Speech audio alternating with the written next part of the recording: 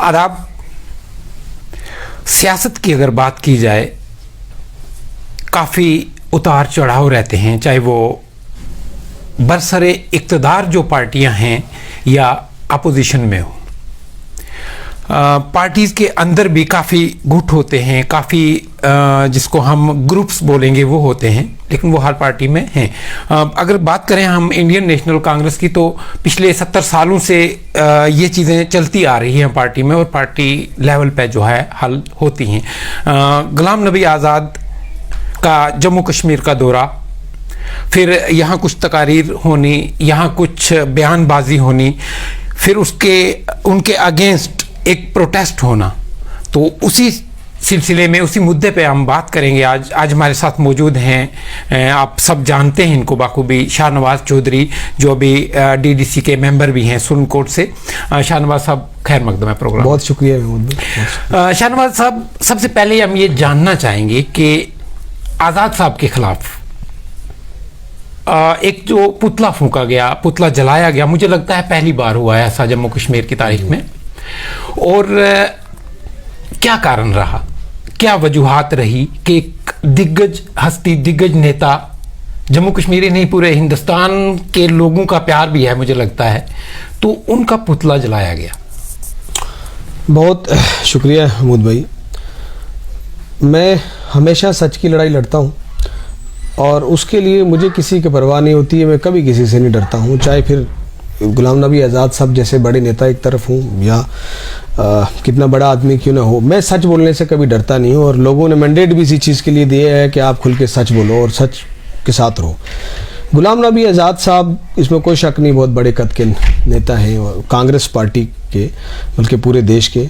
जीवन भर, पूरी ज़िंदगी कांग्रेस पार्टी ने उनको पावर में रखा हमेशा। यानी कि आप देखिए कि सारी ज़िंदगी जब जब सरकार रही तो वो यूनियन मिनिस्टर रहे। 6 बार राज्यसभा का एमपी उनको पार्टी ने बनाया, 2 बार लोकसभा का आया, जम्मू कश्मीर का चीफ मिनिस्टर भी उनको वज़ीर आला बनाया। उसके बाद इस टाइम जब क्राइसिस में पार्टी थी तब भी उनको इतना भरोसा किया, लीडर ऑफ अपोजिशन उनको बनाया, और तब भी उनके पास कुछ दिन पहले तक यूनियन मिनिस्टर का जो प्रोटोकॉल उनके पास था।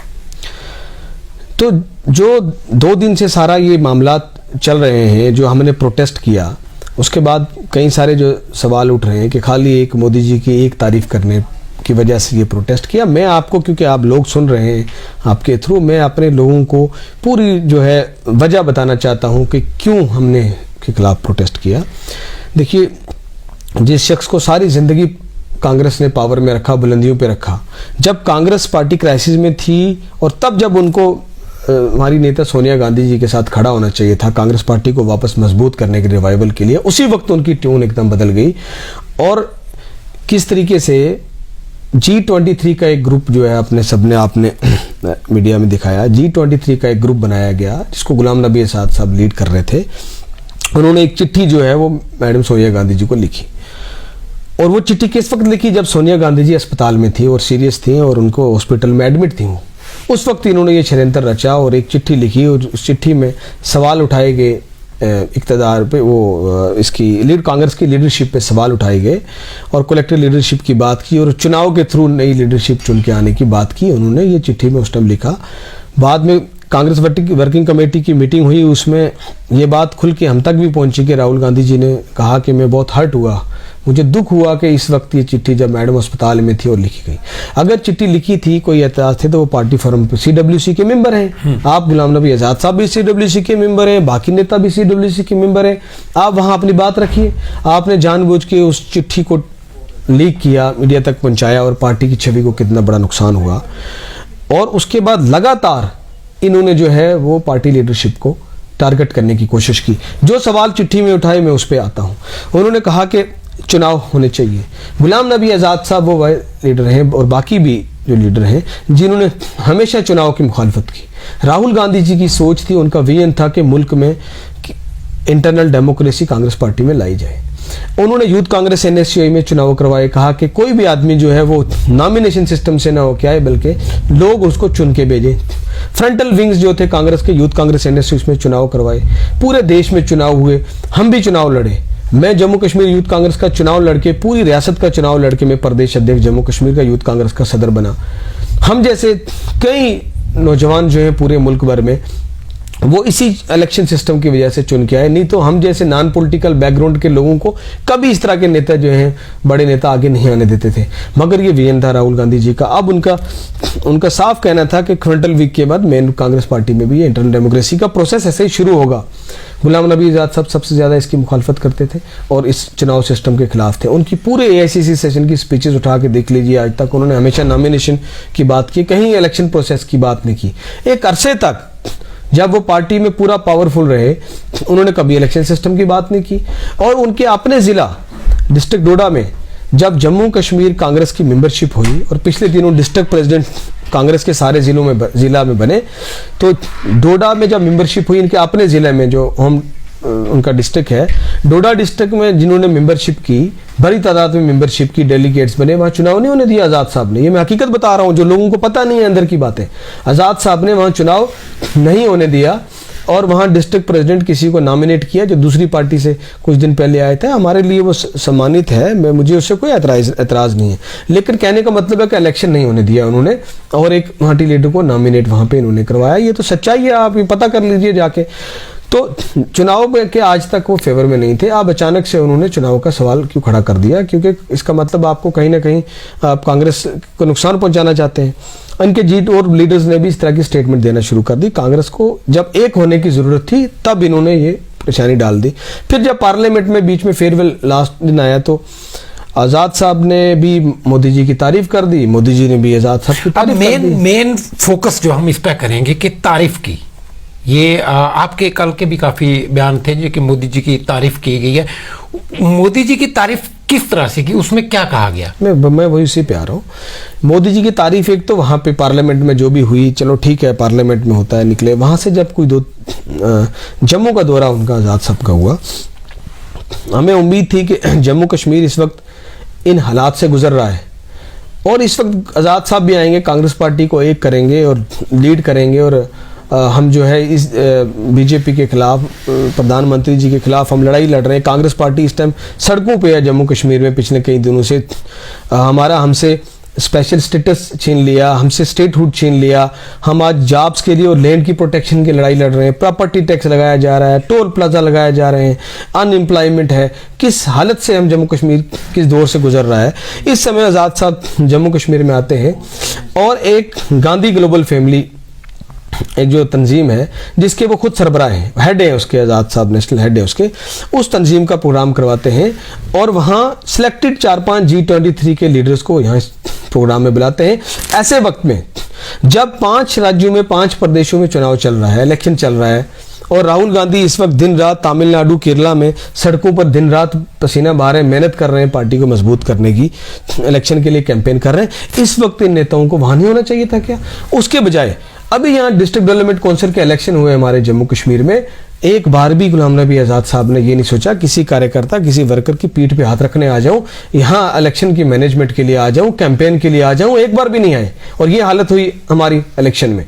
और उसके बाद अब जो है गांधी ग्लोबल फैमिली के नाम से एक प्रोग्राम किया, उसमें कांग्रेस के यहाँ कांग्रेस की लीडरशिप को बिल्कुल इग्नोर किया, कांग्रेस के सदर को नहीं बुलाया, कांग्रेस के पीसीसी के ऑफिस बेरर्स को नहीं बुलाया, किसी भी फ्रंटल विंग का वहाँ अध्यक्ष या कोई ऑफिस बेरर नहीं था। लेकिन हाँ, कुछ सिलेक्टेड लोग जो उनके शायद जाने वाले थे, कुछ सिलेक्टेड लोगों को उन्होंने बुला के वहाँ पे स्टेज में रखा। सोनिया जी का, राहुल जी का कहीं फोटो नहीं था वहाँ। कपिल सिब्बल जी ने उन्होंने ऐसी ऐसी स्टेटमेंट दी वहाँ से जिससे साफ क्वेश्चन मार्क जो है वो सोनिया जी की लीडरशिप पे सवालिया निशान हो रहा था। सीधा सीधा सारे लोग परेशान हो गए कि ये तो यहाँ फैक्शनलिज्म का बीज बोने आ रहे हैं और आप तो पार्टी की क़यादत के खिलाफ यहाँ पे मोर्चा खोल रहे हैं। और फिर यही नहीं, दूसरे दिन जाते जाते यहाँ से वो प्राइम मिनिस्टर नरेंद्र मोदी की तारीफ करके चले जाते हैं। आप मुझे बताइए, लोग सुन रहे हैं कि हम आज किससे लड़ाई लड़ रहे हैं?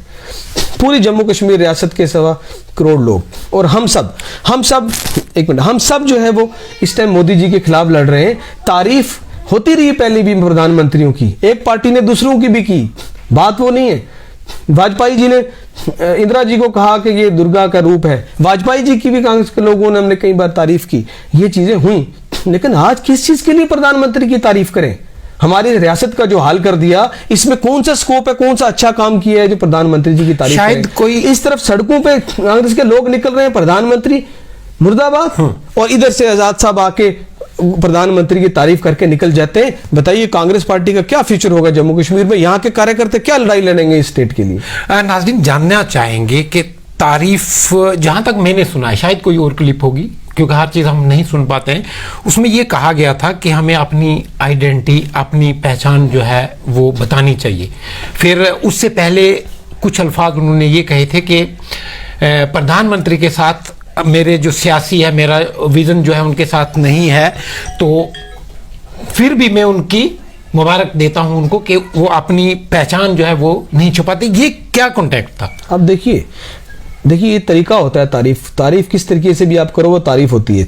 आप बताइए प्रधानमंत्री जी के कौन आइडेंटिटी छुपाता है? इसका मतलब आजाद साहब के कहने का मतलब कोई आइडेंटिटी छुपा रहा है? कोई नहीं आइडेंटिटी छुपाता। आप जर्नलिस्ट हैं, अच्छे जर्नलिस्ट हैं, आपने अपनी आइडेंटिटी कभी छुपाई? कि आप गांव से नहीं छुपाई। मैं कौन सी आइडेंटिटी छुपा रहा हूं? मैं छठी क्लास तक गांव के स्कूल में पढ़ा हूं, गांव में पैदल चल के स्कूल पढ़ा हूं। मुझे बताइए एक शख्स बता दीजिए जिसने अपनी आइडेंटिटी छुपाई हो। प्रधानमंत्री जी ने कौन सा कमाल कर दिया? और प्रधानमंत्री जी आज 15 लाख का सूट पहनते हैं, ये आइडेंटिटी छुपा रहे हैं इनसे। 15 लाख का सूट बूट पहनते हैं, रोजते हैं। अडानी अंबानी उनके दोस्त हैं। वो सारा फायदा जो है लाखों, कई लाख करोड़ का जो कर्जा है वो उन्होंने अडानी अंबानी का माफ कर दिया और गरीब किसान का कर्जा तक माफ नहीं किया। तो कौन सा अच्छा काम किया जो तारीफ के लायक थे वो? अब प्रोटेस्ट की बात करेंगे, जैसे आपने प्रोटेस्ट किया, फ्रंट फुट पे रहे आप। कांग्रेस पार्टी के जो दिग्गज नेता हैं यहाँ, उनमें से भी कोई नहीं दिखा था। क्या पार्टी के कंसेंट पे, जैसे प्रेसिडेंट की बात करें हम, या कोई और लीडर के कंसेंट पे हुआ, या आपने अपने लेवल पे किया? ये मैंने अपने लेवल पे किया क्योंकि मेरा अपना काम करने का तरीका है। मेरे जो अंदर होता है मैं हमेशा बाहर रखता हूँ। पार्टी के सारे वर्कर्स में ये सुफोकेशन है, लेकिन बाहर बोलने में सब डरते हैं, दम नहीं रखता। लेकिन हमने कहा हम सच्चाई बोलेंगे, क्योंकि देखिए मैंने बहुत बड़ा फैसला लिया अपने जीवन का, और मैंने अपने क्रेडिबिलिटी, अपने करेक्टर पे, मेरे पे कोई क्वेश्चन मार्क इसलिए नहीं कर सकता कि मैं इंडिपेंडेंट इलेक्शन जीतने के बाद भी मैं चाहता तो आज कांग्रेस पार्टी क्राइसिस में है, आज मैं पावर के साथ खड़ा होता। लोगों ने मुझ पे इल्जाम भी लगाए कि ये बीजेपी ज्वाइन करेगा, मैंने साबित करके दिखाया। मैं जीतने के बाद वापस उसी पार्टी के साथ खड़ा हुआ। जिस पार्टी के साथ इस क्राइसिस में खड़ा हुआ हूं, उस पार्टी का दर्द मुझ में है, तो तभी मैं वापस आया हूं। मैं अपना फ्यूचर दांव पे लगा के वापस आया हूं। इसका मतलब है कि मुझे पार्टी का दर्द है, और अगर कोई पार्टी को तोड़ने की कोशिश करेगा, फिर वो कितने बड़ा नेता क्यों ना वो हो, मैं सच्चाई बोलने से नहीं पीछे रुकूंगा। मैंने सच्चाई बोल दी। और जहां तक बाकी पार्टी लीडरशिप की बात की, वो कल कांग्रेस प्रेसिडेंट ने भी इस बात पे आपत्ति जाहिर की है। कांग्रेस प्रेसिडेंट ने भी दिल्ली से ये बात कही है कि जो उनकी ये नरेंद्र मोदी जी की यहाँ तारीफ करना था, ये इससे सारी उम्मीदें हमें टूट गई। हम सोचते थे कि गुलाम नबी आज़ाद साहब इससे रियासत की लड़ाई लड़ेंगे, मगर ऐसा नहीं हुआ। आप मुझे बताइए 370 टूटने के बाद हम सड़कों पर आए। पूरे जम्मू में अकेला अगर किसी ने दम रखा सड़क पे आने का, तो मैंने और मेरे साथियों ने रखा। हम शहीदी चौक उस वक्त में जब कोई घर से निकलने की हिम्मत नहीं कर रहा था, हम निकले। आपके पास सारी मीडिया और इंटरनेशनल मीडिया और आप सारे गवाह हो कि हम निकले बाहर में और हमने उस वक्त दम रखा। हम इस सरकार के खिलाफ लड़े, हमें घसीट के पुलिस ने गिरफ्तार किया। हमारे कांग्रेस के नेता गिरफ्तार हुए, रमन भल्ला जी यहाँ अरेस्ट रहे। उसके अलावा हमारे कांग्रेस के प्रेसिडेंट और सारे कांग्रेस में श्रीनगर में नेता हमारे अंदर रहे। एक बारी वे आजाद साहब किसी का हाल पूछने नहीं आए, और जब आए तो फारूक अब्दुल्ला साहब का पता करने शायद जरूर गए परमिशन लेके स्पेशल, लेकिन हमारे किसी कांग्रेस के नेता का हाल पूछने नहीं गए। और सारे पूर्व मुख्यमंत्री, सारे चीफ मिनिस्टर गिरफ्तार हुए, लेकिन आजाद साहब को किसी ने नहीं। आजाद साहब का जहां तक हम सुनते रहते हैं, क्योंकि 370 और 35A की बात करें, उस पर भी वो दम रख के, घुट रख के बोले थे। लेकिन आप को क्या ऐसा अंदेशा लगता है कि आजाद साहब कहीं कांग्रेस को नुकसान दे रहे हैं? देखिए सीधा मैंने आपको सीक्वेंस गिन के बताए कि किस तरीके से कांग्रेस पार्टी के खिलाफ और कांग्रेस के खिलाफ उन्होंने मोर्चा खोला, और फिर लगातार किस तरीके से नरेंद्र मोदी की तारीफ करनी शुरू की। ये साफ समझ में आता है आम आदमी की भी कहीं ना कहीं ट्यूनिंग हो गई है। अगर यही लाइन है तो हम भी सब मोदी जिंदाबाद करें, फिर हम भी सारे मोदी जिंदाबाद करें। तो जब मोदी जिंदाबाद हम करें, मोदी की तारीफ करेंगे, तो फिर रियासत के लोग कहां जाएंगे? जम्मू कश्मीर के साथ मेरी बेहतर लोगों से बात हुई है, जो कांग्रेस के लोग हैं, काफी आप देखेंगे भी जो इंटरव्यूज वगैरह हुए हैं, उन्होंने ये बेहतर लोगों ने कहा है कि शाहनवाज चौधरी जो है ये भारतीय जनता पार्टी के एजेंट हैं, और आप कह रहे हैं कि वो लोग भारतीय जनता पार्टी के एजेंट हैं या आजाद साहब की कोई ट्यूनिंग भारतीय जनता पार्टी के साथ है। आम पब्लिक किस पे विश्वास करेगी, किस पे भरोसा करेगी? आम पब्लिक जो है उसके साथ शीशे की तरह बिल्कुल साफ है, क्लियर। जो मैंने कभी नरेंद्र मोदी की तारीफ की, मैंने कभी बीजेपी का दामन थामा, मैंने कभी बीजेपी की सपोर्ट देखी। मैं हर रोज बीजेपी के खिलाफ और प्रधानमंत्री की लड़ाई लड़ता हूं। मेरा ट्विटर हैंडल उठा के देखिए, मेरी फेसबुक उठा के देख लीजिए। मैं जिस दिन 317 हटा मैं कह रहा हूं, सड़क पे कौन आया प्रधानमंत्री के खिलाफ? बीजेपी का शख्स, जो बीजेपी के जो सपोर्ट, वो शख्स बीजेपी के खिलाफ जो लड़ाई लड़ रहा है सड़क पे, वो जो जेल जा रहा है, इसको पुलिस घसीट के ले जा रही है, वो बीजेपी का आदमी है कि कांग्रेस का आदमी है? जहां तक आपने कहा कि मेरा ताल्लुक, मैं उन्होंने कहा कि मैं बीजेपी का आदमी हूं, मैं तो कांग्रेस पार्टी ने आज क्लियर कर दिया। कांग्रेस पार्टी का आज ऑफिशियल स्टेटमेंट है, आप दिल्ली एक्सेल उठा के देख लीजिए। कांग्रेस पार्टी का ऑफिशियल स्टेटमेंट है कि हमने पार्टी से शाहनवाज को नहीं निकाला, वो पार्टी के अंदर है। जब पार्टी हाईकमांड कह रही है कि आप पार्टी के अंदर है, तो कोई मुझे किसी से सर्टिफिकेट लेने की थोड़ी ना जरूरत है।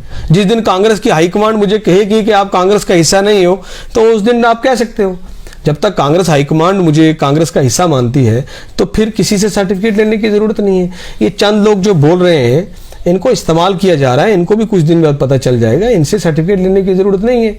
मैंने तो जो मैंने किया ऐसे कोई नहीं कर सकता है कि चुनाव इलेक्शन जीतने के बाद मैं पावर वाली तरफ जा सकता था, मुझे बहुत फायदा हो सकता था। मैं अपनी पार्टी के साथ वापस आके खड़ा हुआ हूं, इसलिए मेरा कैरेक्टर शीशे की तरह बिल्कुल साफ है।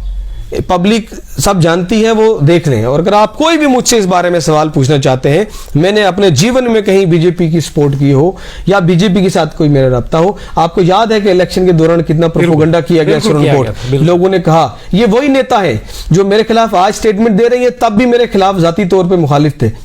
इलेक्शन के दौरान इन्होंने कहा था, सरूरी साहब ने खुलेआम कहा था, बाकी लोगों ने कहा था कि ये बीजेपी का एजेंट है, चुनाव के बाद बीजेपी स्पॉन्सर कर रही है और ठीक चुनाव के बाद ये बीजेपी ज्वाइन करेगा। मैं आज कहाँ हूँ? लोगों सामने साबित हो गया कि चुनाव में अल्हम्दुलिल्लाह लोगों ने प्यार दिया, मैं जीता, और जीतने के बाद मैं वापस अपनी पार्टी के साथ खड़ा हुआ। लोगों का ये भी कहना है कि शाहनवाज चौधरी को इनवाइट नहीं किया गया, इसलिए उन्होंने अपना गुस्सा इस तरीके से निकाला। नहीं, देखिए, मेरे सिर्फ इनवाइट करने का सवाल नहीं है, मेरे इनवाइट करने का सवाल बिल्कुल नहीं है। ये तो बड़ी छोटी सी बात होगी, ये तो मतलब बेवकूफ़ी की बात होगी मेरे लिए कि किसी ने इनवाइट नहीं किया तो इतना बड़ा, ऐसा नहीं है। मैंने आपको सीक्वेंस गिन के पूरी चीज़ें बताई कि किस तरीके से साजिश जो है वो कांग्रेस की आदत के खिलाफ की जा रही है काफ़ी दिनों से। और जहाँ तक बुलाने का सिलसिला है, पूरी कांग्रेस पार्टी का आपके पास फोटो है, वीडियो, आप देख लीजिए कहाँ है कांग्रेस पार्टी का अध्यक्ष, कांग्रेस का रिप्रेजेंटेटिव जैसा हो वैसा हो, मगर है तो कांग्रेस का जो अध्यक्ष, कांग्रेस का जो स्टेट का प्रेसिडेंट है। मेरे भी जाती उनके साथ शायद कोई एतराज हो सकता है, लेकिन मुझे भी उनसे जाती तौर पे गिले हो सकते हैं, लेकिन है तो कांग्रेस के प्रेसिडेंट, और जब तक वो प्रेसिडेंट है तब तक वो कांग्रेस के हैं। उनको कहाँ दिखे स्टेज पे? आप यहाँ हमारे कांग्रेस के नेता रमन भल्ला जी हैं, जम्मू की सबसे बड़ी इस टाइम आवाज है, वो कहाँ दिखे? कहाँ हमारे कांग्रेस के जो कांग्रेस प्रदेश कांग्रेस कमेटी के ऑफिस बेरर वहां दिखे? कहाँ हमारे फ्रंटल यूथ कांग्रेस का सदर, NSUI का, सेवा दल का कौन सा आदमी वहां बुलाया था? लेकिन वो इन्वाइट कर सकते थे। लेकिन आपके साथ भी तो नहीं ना दिखे इसमें। क्या आपने जब प्रोटेस्ट किया, इन जो लीडर्स थे, जम्मू के प्रोमिनेंट लीडर जो हैं, भल्ला साहब हैं, फिर अमीर साहब हैं, तो इनको क्या आपने सलाह मशवरा किया था उनके? नहीं, इसमें सलाह मशवरा करने वाली बात नहीं है। मैं खुद जिम्मेदार पार्टी का ऑफिस बेरर हूँ। मुझे लगा कि ये हम लोगों का फ्यूचर स्टेक पे है। हम सब चीज़ें छोड़ के आज कांग्रेस पार्टी के साथ खड़े हुए हैं।